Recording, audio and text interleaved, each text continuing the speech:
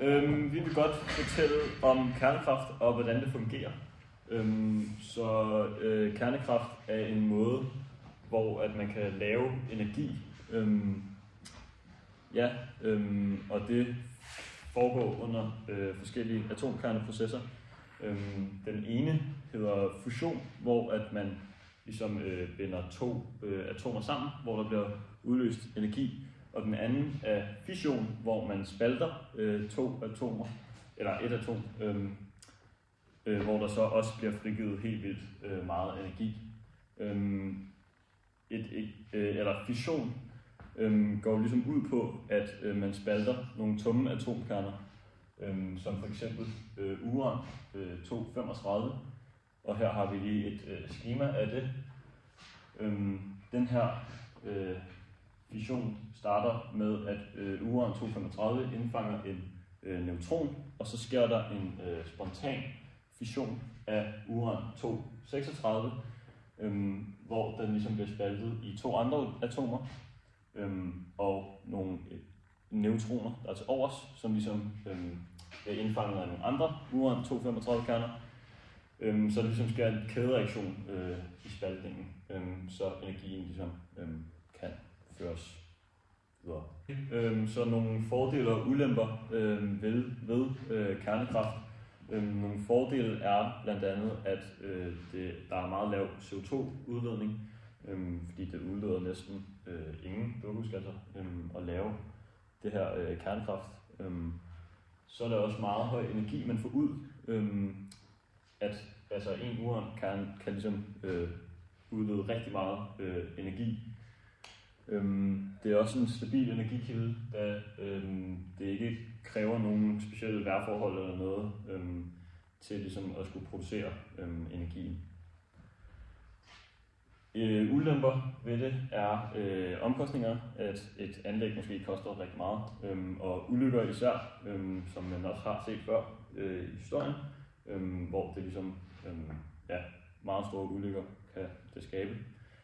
Og så radioaktivt affald, som også er en stor ulempe, som Simon vil forklare lidt om. Så før vi lige snakker om, hvordan man håndterer affaldet af det radioaktive materiale, vil vi lige snakke om de forskellige radioaktive henfald. Et af henfaldene er alfa-henfald, hvor der har en moderkerne, som så udskiller en helium-4-kerne, når vi får det her alfa-henfald. Ja, et andet henfald er gamma-henfald, hvor vi ligesom har en kerne i exciteret tilstand, som har et overskud af energi, som bliver udledt i form af en gamma-foton, så hvor at den udsender gamma-stråling. Nogle andre radioaktive henfald er beta plus og beta minus henfald, hvor beta plus henfald det sker, når der er et overskud af protoner.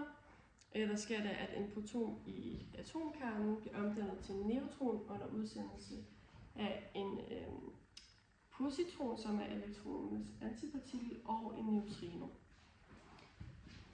Ja, og et beta-minus-henfald sker, når der er et overskud af neutroner. Og her omdannes ligesom en neutron i atomkernen til et proton, og det sker ved udsendelsen af en elektron, som også bliver kaldt en beta-minus-partikel, og en antineutrino. Alright, og så lidt om afskærmning af stråling. Så når vi arbejder med radioaktive materialer, så udsender det jo stråling, som Mads siger. Og det kan så både være skadeligt for mennesker og for miljøet. Så derfor er det afgørende, at der ligesom er nogle metoder, vi kan bruge til at beskytte os selv. Så først og fremmest, alfa-stråling, det består af tunge partikler. Og det vil altså sige, at de kan stoppes af lette ting, nærmest bare et stykke papir.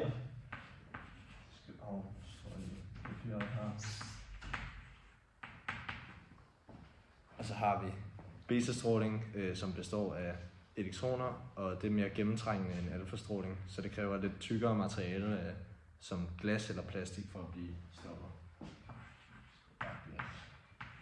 Og så til sidst har vi gamma-stråling, som er en højenergistråling, og den er meget gennemtrængende og kræver tunge materialer som f.eks. bly, som vi også har lavet et forsøg om.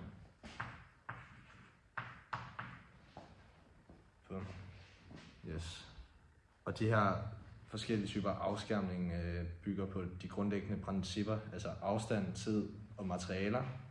Og afstanden, det afhænger jo ligesom af, at jo længere væk man er fra strålekilden, jo mindre er ens stråledosis.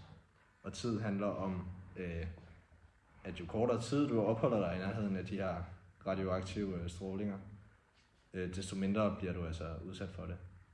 Og så har vi materialerne, sjovt nok, som jeg lige har sagt, som bruges til at absorbere strålingen før den når. Så har vi så et godt eksempel på et effektiv afskærmning i atomkraftværker.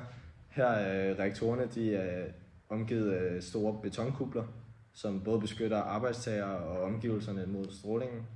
Og så i sundhedsvæsenet bruges blyvægge til at beskytte personale og patienter under røntgenundersøgelser.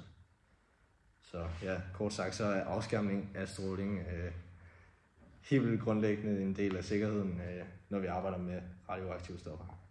Og jeg har fortalt lidt om henfaldsloven, som man bruger i forhold til, når man ser nogle radioaktive stoffer, hvordan de henfalder. Og så henfaldsloven med hensyn til, at vi har henfaldskonstant, som er K, hedder ender til lige med en 0 gange I, oplevet til minus K gange T. Og den vil jeg godt bevise. Vi har en eksponentiel funktion, som hedder f af x, som er med b gange a i x'ene. Og hvis vi tager hensyn til, at det skal være med t, så ender til lige med b gange a i t'ene, hvor vi ved, at a skal være mindre end 1, den er eksponentielt aftagende. Det vi også ved, det er, at e det er den omvendte funktion af ln, altså den naturlige logaritme. Så e opløftet til ln til x, det vil være lige med x. Så derfor ved vi også, at e opløftet til ln til a opløftet i t, det vil være a opløftet i t. Så vi kan omskrive den her til n af t lige med b gange e opløftet til ln til a i t. Og vi ved også fra vores formel 89, at vi kan sætte den her uden for parentesen. Så derved bliver det til b gange e opløftet til ln til a gange med t. Jeg ved, at ln til a det er bare en konstant, og jeg ved også, at a skal være mindre end 1, den er eksponentielt aftagende. Og når du tager naturlig logaritme til noget, der er mindre end 1, så bliver det minus. Så derved kan jeg omskrive det til b gange e opløftet til minus k gange t. Og b her, det er altså der, den skærer y-aksen, og det er også her, vi har antal moderkerner til tiden 0. Så det vil sige, at det kan omskrives til 0 gange e og det er minus k gange t. Og dermed har vi vist den der space. I et koordinatsystem, så vil den se sådan her ud. Hvor det er det t, og det er det n af t, og det her vil altså være n0. En anden måde, man også kan vise på, det er, at dn over dt, det er vores a, og a kan også skrives som lige med k gange n, så hvis vi sætter dem lige med hinanden, så bliver det dn over dt, og lige med k gange n, og det er en differentialligning, og så skal vi kigge i vores formelsamling og bruge formel 176, som siger, at y-mærke er lige med k gange y, det bliver til y er lige med c gange e og til k gange x. Og her falder så også tilbage her, hvor vi kan ændre det her til vores n0, og så et minus foran k, det vi ved, at det skal være eksponentielt aftagende, og så er det med hensyn til t, så derfor bytter vi x ud med t. Og det er altså sådan, man henfalder. Hvor henfaldsloven og k, det er vores henfaldskonstant. Bindingsenergi er den energi, der tilfører for at adskille en atomkerne nukleoner, altså protoner og neutroner fuldstændigt. Omvendt er det også den energi, der frigives, når nukleoner samles og danner en kerne. Denne energi skyldes den stærkere kernekraft, som holder nukleonerne sammen.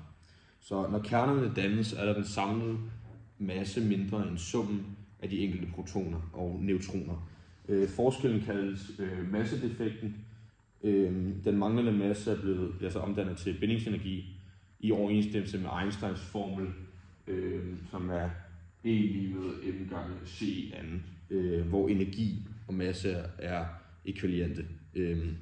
Og bindingsenergien beregnes med formlen E-binding lige med massedefekten gange c i anden, hvor her er m-defekt lige med massedefekten, og c er lysets hastighed. Og for eksempel for en helium-4-kerne er massedefekten 0,0304 U, og ved indsættelse i formlen bliver bindingsenergien ca. 28,3 MeV. Og det betyder, at der bliver frigivet 28,3 MeV energi, da kernen blev dannet, og samme energi skal bruges for at splitte kernen op igen. Og bindingsenergien viser også kernens stabilitet, så jo højere bindingsenergi per nukleon, desto mere stabil er kernen så også. Det gør bindingsenergien til en vigtig faktor for at forstå, hvorfor visse kerner er stabile, mens andre kan spaltes eller kan henfalde. Q-værdien beskriver energiændring i en kerneproces, som f.eks. radioaktiv henfald eller kernefusion. Den relaterer sig til masseændringen mellem reaktanter og produkterne og angiver, om der frigives eller kræves energi for, at reaktionen så kan finde sted. Så når en ustabil kerne henfalder, bliver en del af dens masse omdannet til energi i forhold til Einsteins formel E lig med mc i anden, og den energi omdannes til kinetisk energi hos de dannede produkter. Så hvis massen før reaktionen er større end efter, frigives energi, og Q-værdien er positiv. Hvis reaktionen derimod kræver energi for at forløbe, er Q-værdien negativ. Masseændringen beregnes som forskellen mellem den samlede masse før og efter reaktionen, som hedder delta M lige med sigma M efter minus sigma M før.